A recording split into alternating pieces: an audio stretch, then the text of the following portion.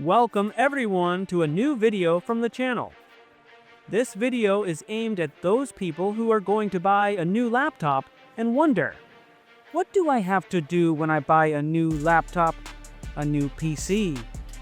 What steps do I need to take to check and verify that everything is working properly? Well, in this video, you're going to have all those answers. Of course, some of these tips may seem too obvious, but there are many people who are not in the PC world or anything like this. And well, maybe even if they sound so obvious, maybe they can save you a future headache. And for this, I'm going to use this laptop. It's here, new, it's in its closed box. So I'm going to do it step by step as I would do in reality and any of you, to get rid of those doubts. So let's start with the guide. Well, the first thing we have to do is check if the box does not have any bumps, any scratches. Nothing strange, because if it has any bumps to a scratch or is directly broken, it is advisable to take a photo in case the blow reached inside the equipment and was damaged. So first we check that, and if there is nothing, we move on to the next step. The next step is to compare the serial number that is on this side, which obviously I am not going to show because it has all the data of the equipment, but verify that the same serial number that is on the box. It appears on the invoice or purchase summary. That will validate that the equipment they have sent us is the one we have bought. Then, obviously, we're going to open the box.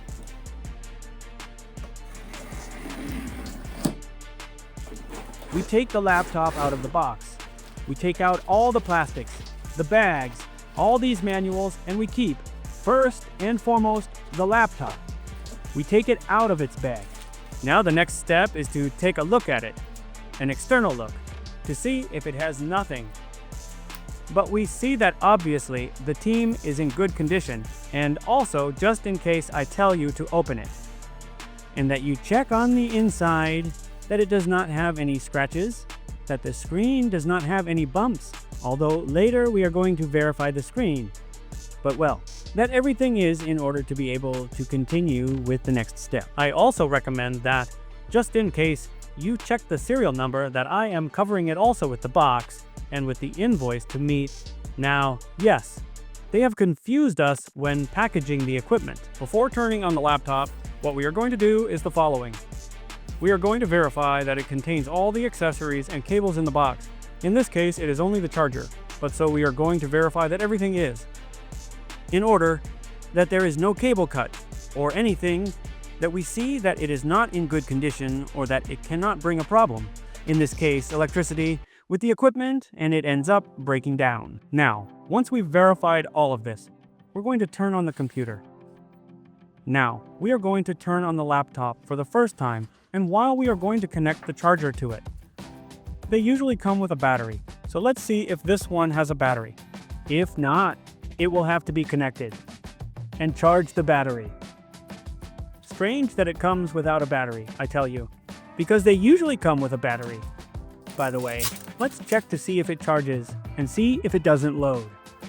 We find a new HP ZBook computer that does not charge. The LED appears, indicator, I don't know if you can see it. There it turned on. There it turns on and off slowly. And now it should turn on. When we buy a new computer, a new laptop, they all come with the operating system, really Windows, pre-installed. What does this mean? Well, they're basically going to install it up to the latest settings such as keyboard settings, language, locale, and Microsoft terms and conditions. So now we're going to do this step that I have something quite interesting to tell you. As I told you, and you will now be seeing the same equipment on the screen, we are in the part of the locale. I already set it up in the language, in this case in English. But hey, locale, and it's going to give us different options, also keyboard layout. Here we put the one that suits us, and in this step you have to pay a lot of attention. And why do I tell you this? Because from Windows 11, Microsoft forces you to start with a Microsoft account. Yes or yes. So you have to connect to the internet, Wi-Fi, or if it is wired, or wired, and sign in with your student, work, or personal Microsoft account. This basically serves to synchronize all your files and all your services, such as OneDrive, Xbox Game, or Microsoft's Game Pass, etc. If you are one of those people who uses the Microsoft service, well, you can do it. You connect to a Wi-Fi and sign in with your account. But if you don't want to sign in with your Microsoft account, as in my case, which I never sign in so that I don't get out of sync on things that I never use ever, well, you're going to do the following.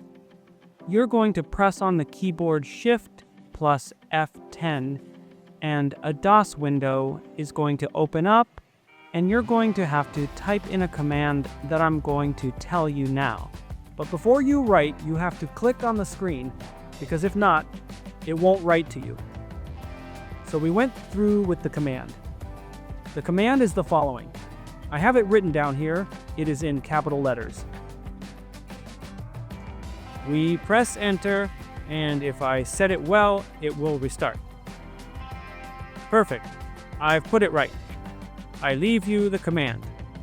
I leave you in the description of this video, and if I also leave you the link to the Argentomatica website, where there is a step-by-step guide that explains how to do this method, which is obviously legal. We simply skip that, which forces us to connect to a Wi-Fi connection or directly to the internet. And it will appear as it appeared previously in Windows 10, the option or the title, I don't have internet. So this way you won't need to sign in with a Microsoft account. We simply create our local username with a password and access the operating system. When we restart, we will have to do the pre-configuration, but the truth is quick. We choose the language, the region, or the country. Keyboard layout. And now, yes, we're going to see at the bottom, I don't have internet. I don't have internet. We hit it there, and now we do. As it was in the past, well, we accept the terms and conditions. We put it. 1. Name device. We're going to put an Argento. Next. A password. Sorry, that was the username. It's the same thing. We put a password on it, or if not, we don't. We click on the following if we don't want password. Well, and here we put it as we want. I put everything that I don't. And that's it. We're already starting Windows 11 with a local user and not having to eat. That it also takes a long time when you sign in with your Microsoft account between syncing your files and subscriptions, apps, and updating Windows. Well, you can rest easy and you can go for a coffee or two that will take a long time. Well, and we already have Windows 11 started with our local user. But before you go through with all the setup, you're going to restart your computer because it's going to be pretty important. You're going to restart it and you're going to enter the BIOS. In this case, in HP, it is F10, and in Dell, for example, it is F12. But in other brands, it is with the delete key, so when the computer is renewed.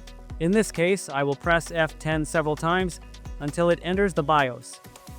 Once entered in the BIOS, I will record with the mobile because the capture with the screen with the BIOS image does not work.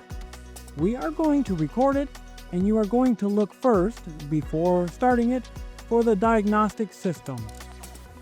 What this does is that it will verify the entire system, both hardware and all components. I'm going to put it in Spanish or English.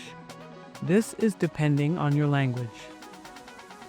And what it's going to do, it's going to be a full scan of the equipment, both hardware temperatures, fan speed, etc.